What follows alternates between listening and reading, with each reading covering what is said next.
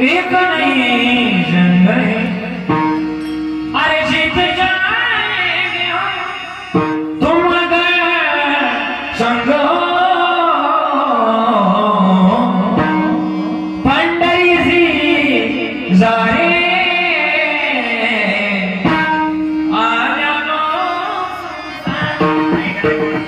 काय बिघडलं ते जुळवलं का आणि जुळवणारा जर गोडा असेल ना तर जुळतं बघा बापू बापूच असू द्या मी तुम्हाला बोललो महाराज म्हणले विठ्ठल विठ्ठल मना वेळ वेळा हा सुख सोहळा स्वर्गी नाही हा सुख सोहळा स्वर्गी नाही का ज्या सुखा कारणे देव वेगावला वैकुंठ सोडोनी संत सदनी राहिला त्या वैष्णवातलं ते धन आहे आम्ही ते कमवावं कशाच्या माध्यमातून कमवावं तर भजनाच्या माध्यमातून कोणता शब्द विठ्ठल विठ्ठल मना वेळो वेळा दोनदा का शब्द वापरला तर त्यामध्ये तुकाराम महाराज म्हणले जगाच्या मालकाजवळ काही रीत आहे साधूजवळ काही रीत आहे म्हणून अनन्य बाबा शरण आहे असं जे गाव तुमच्या बामणे गावासारखं गाव शेवटच्या प्रसंगी संपले माझं कीर्तन 11 वाजता आहे असं जे गाव बामणे गावासारखं गाव आणि त्या गावामध्ये अख्खं गाव पाठला बैल त्या गावामध्ये साधू बाबा आले आणि गावामध्ये साधू बाबा आले सगळं गाव पाया पडायला गेलं बरं अख्खं गाव पाया पडायला गेलं पण पाया पडायला गेलो नंतर एक पूर्ण पण साधू बाबाचे पाया पडायला गेलो साधू बाबा तुम्हाला काय काय येतो साधू बाबा म्हणजे मला अष्टांग योग येत अष्टांग योग मला शिकवा ना तुमचं जसं गाव पाया पडलं तसं माझं पण पडलं हे आजी झोप नको इकडे बघ पटक्यास मी झोपण बरं का मग असे तुम्ही जर झोपले तर मी शिवत दरोडा पडला इथं झोपायचं ना इकडे बघायचं माझ्याकडे आजी म्हणते लईच तराची वेगळ्या मारा झोपत होतो आम्ही मला झोपलेली माझं नाही फ्रेश राहायचं सगळं नाही एक 5 मिनिटं गेला जायचं झोपायला जायचं आहे का साधू बाबा आले हे गावातलं नवीन पोरग बरं का गावातलं एक पोरग ना साधू बाबाकडे गेलो साधू मला शिकवा साधू बाबा म्हणजे ठीक आहे शिकवतो रोज माझ्याकडे यायचं रोज पोरग सकाळी 7 वाजता यायचं 7 वाजता यायचं संध्याकाळी 7 ला घरी जायचो 8 दिवस झाले पोरग यायचं आणि पोरला 8 दिवसात साधू बाबांना ध्यानयोग शिकवलं आणि साधू बाबांना ध्यानयोग शिकवल्यानंतर 9व्या दिवशी पोरग साधू बाबाकडे आलो साधू बाबा एक प्रश्न विचारू का साधू बाबा साधू बाबांना विचार प्रश्न असा आहे साधू बाबा तुम्ही लग्न का नाही केलं आता साधू कोणाला म्हणतात साधू बाबा म्हणले ज्याला 6 धुतले त्याला साधू असं म्हणतात आणि ज्यानं 6 साधले त्याला सहादू असं म्हणतात सहादू आणि साधू याच्यात फरक आहे बघा संत नवती जगा मान साठ्या सारखे समुद्र नदी नवे पैगार पाषाण मानून ना संत नवती जगा मान साठ्या सारखे मग हे महत्वाचं गणत आहे म्हणजे नाही केलं साधू बाबा तुम्ही लग्न करायला पाहिजे होतं आयुष्याला बाजू चुकला तुका म्हणे वाया गेला पूर्व साधू म्हणतो साधू म्हणे उठ तू काही तुला काठी टाकली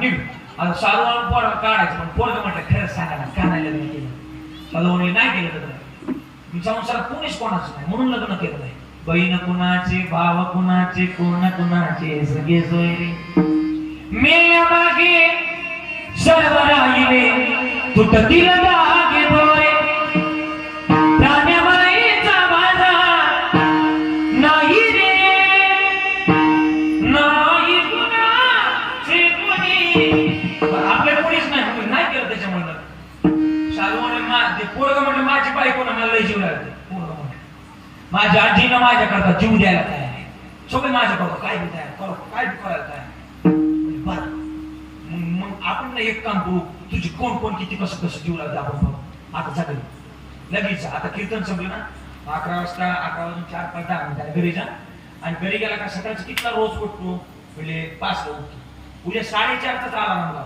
राम तर या छत्र उठतो तो राम आलाच नाही राम तर या छत्र जातो तो आणि पोरग घरी गेलं पण म्हणला साधू जातोय पण तुम्ही लवकर या नाही तर लोक मला तिथपर्यंत न्यायचे कुठपर्यंत माझ्या नाही तिथपर्यंत न्यायचे तिथपर्यंत नको लवकर या आणि लवकर या म्हटल्यानंतर साधू जात घरी आलो मी पोरग गेलो घरी सकाळी त्यानं अलार्म लावला 5 वाजता त्यानं ध्यान लावलं देवाचं ध्यान लावलं ध्यानात गेलेला मनुष्य 6-7 तास 7 तास बाहेर येत नाही. पोरांना लावलं ध्यान आणि बायको त्याची 5:30-6 ला उठवायला आली. रोज 5 वाजता उठतंय. आज काय पोरग उठलेलं नव्हतं. बायकोला वाटलं हे काय उठाना, बायकोला वाटलं पोरग माझा नवरा माझा पतिदेव आपला मालक याला बायकोला रडायला दावा वाचवा. सगळी लोक पळायला लागले. सगळं गाव जमा झालं. भजनी मंडळाला फोन केला बापण्याचा. भजनी मंडळ पकवास घेऊन आलं, टाळ घेऊन आलं, काळीचा पंचम लावला. आम्ही जातो हा हा हा सगळ्यांनी गोडा भंग चालू केला. पण पोरग गेलेलं नव्हतं. पोरानं काय केलं होतं बोला ना. काय केलं होतं ध्यान लावलं होतं. सगळी माणसं जमा झाले. पाहुणे रावळ्यांना फोन केले या 11 वाजता कार्यक्रम ठेवलाय. सगळं गाव जमा झालं आणि 11, 11:30, 12ला कार्यक्रम ठेवलाय. सगळे या आणि मग सगळ्यांना फोन केला आणि तेवढ्यात साधू बाबा बरोबर 10:59 साधू बाबा बरोबर आले.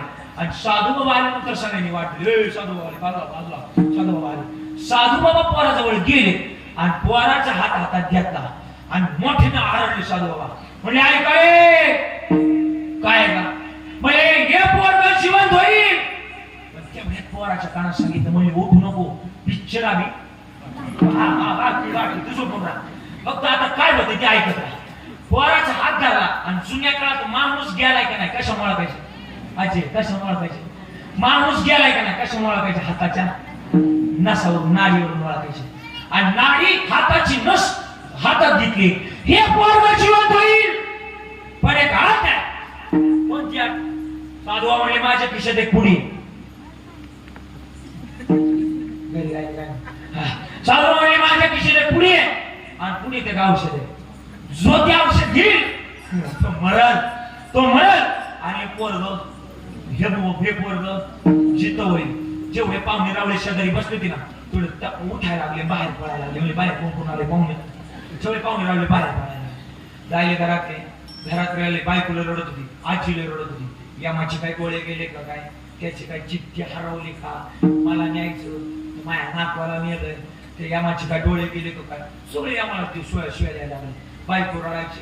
बायको म्हणली यामाची काय चिठ्ठीच हरवली काय आणि मला न्यायचं. सगळे रडायला. सगळे रडत असताना साधू उठले, पुडी काढली. आजी रडायचं काय कारण नाही. ही पुडी आहे त्या पुडीच नाव तू घे. तू म्हणशील आणि तुझा नातू बोलकी जिवंत होईल, जिता होईल. आता आजीला औषध घे म्हटल्यानंतर आजीने डोळे पुसले आणि डोळे पुसल्यानंतर अक्षय महाराज डोळे पुसले. आजी म्हणली ज्वागड्या अजून कडकडा आवड पुडी आणि मला म्हणतो औषध घे. घेणार नाही अजून नाही जगायचे मला. आजीने घेतलं नाही औषध. पाहत काय नाही आजीने औषध घेतलं नाही. बायकोकडे गेली. बायकोला म्हणले तुम्ही औषध घ्या. बायकोला औषध घ्या म्हटल्यानंतर बायकोकडे औषध घ्या. बायकोच्या पुढे पुडी केली. म्हणजे घ्या या पुडीचं औषध तुम्ही मारता आणि तुमचं नवरा जिता होईल. बायकोकडे औषध दिलं. बायको म्हणली दुसरा तरी औषध घ्यायला नाही. कुणी औषध घ्यायला कोणीच औषध घ्यायला बामण्यातलं कोणीच औषध घ्यायला. वाघपिटीतले कोणीच घ्यायना. सिस्टीम आलं तिकडे विचारलं कोणीच औषध घ्यायना. भजनी मंडळाला विचारलं हाय कोणी काय नाही कोणीच औषध घ्यायना. दोन्ही चौकदारांना विचारलं हाय नाही म्हणते खुशाला नाही घ्यायना. कोणीच औषध घ्यायना. शेवटी सगळे कोणीच औषध घ्यायना. चालू म्हणजे कोणी घेत नाही. मी घेणार. गावात तरुण पोरांना लगेच फटाकडे फोडा सोडा की खाली फाटू आलं तर फुटू आलं. हा 2 फटाकडे डायरेक्ट बाबा म्हणजे साधू बाबा औषध घेणार. बाबा औषध घेणार. आता गावात आता बजनी मंडळाने अभंग चेंज केला. मग म्हणतो आम्ही जातो आता अभंग केला चेंज. आजी आनंद अभंग चेंज केला. सगळा आनंद झाला. आपल्या गावचं पोरग जिवंत होणार. सगळ्यांना आनंद झाला. साधू म्हणले औषध घ्यायचंय मग कोरडं नाही घेणार. दूध आणा. मग दूध आणलं आणि साधू दूध आणलं आणि दुधामध्ये साधू आता ती पुडी बाहेर काढली. त्या पुडीत होती पिठी साखर. काय होती पिठी साखर होती. पिठी साखर दुधामध्ये टाकली. पण आता पिठी साखर मिसळायला चमचा लागतो ना. आजकाल चमच्याशिवाय कार्य पूर्ण होत नाही. काय कळलं मला चमच्याची साखर चमचा बोला काय त्याला चमचा चमचा हो चमचा चमचा बोलावला कशाला कशाला हलवायला दूध हलवलं साधू बाबा दूध पिलं का साधू बाबा दूध पिलं का लोकांचं लक्ष बांधण्यातल्या पोरग कधी उठत याच्याकडे नव्हतं साधू कधी म्हणतोय याच्याकडे लक्ष साधू काय म्हणा लोक म्हणली झालं काय मॅजिक काय झालं जादू काय झालं साधू बाबांना कॉल ठेवले म्हणले ओठ मला लय माझी बायकोन माझं आमकण माझं या जगात कोणीच कोणाचं नाही वेळ आली तर खरी शेवटपर्यंत साथ देणार या जगात कोणीच नाही म्हणून मला वाटतं अंतकालेच मामेव स्मरण मुक्तांतरेव या जगात एकमेव साधन आहे पुण्य करा हरिभक्ती परलोकी येईल कामा म्हणून काय करा पुण्य कमवायचंय विठ्ठल विठ्ठल म्हणा म्हणा म्हणा वेळोवेळा हा सुख सोहळा स्वर्गी नाही कसं नामस्मरण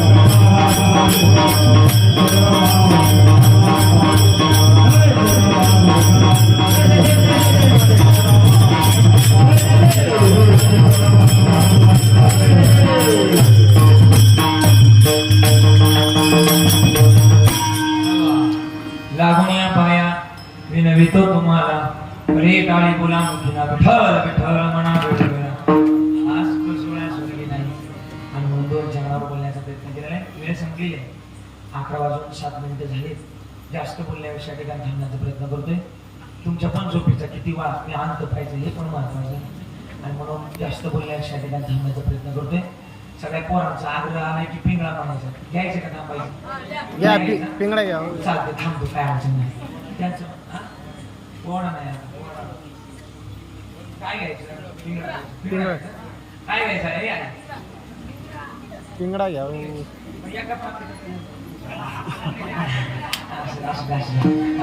काय अडचण नाही पिंगळा घेणार सगळ्यांचं म्हणणं की पिंगळा घ्यायचा आहे पिंगळा घेऊयात 2 मिनिटात एक 4 झालं नाही 2 मिनिटं घेतली तर चालेल हा चालेल सगळ्यांनी काय वाजवायची हे जरी नाही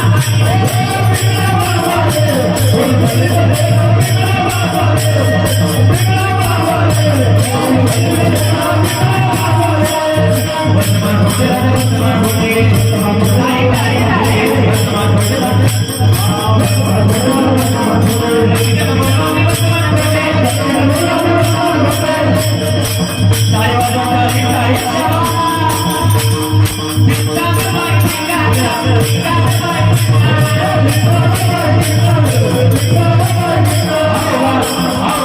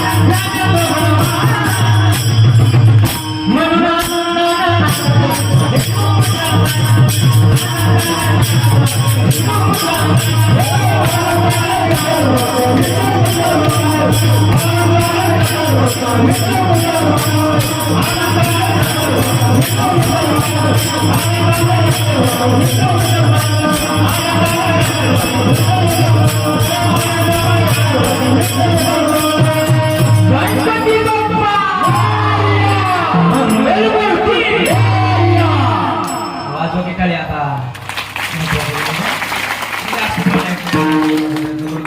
जास्त 11 वाजले.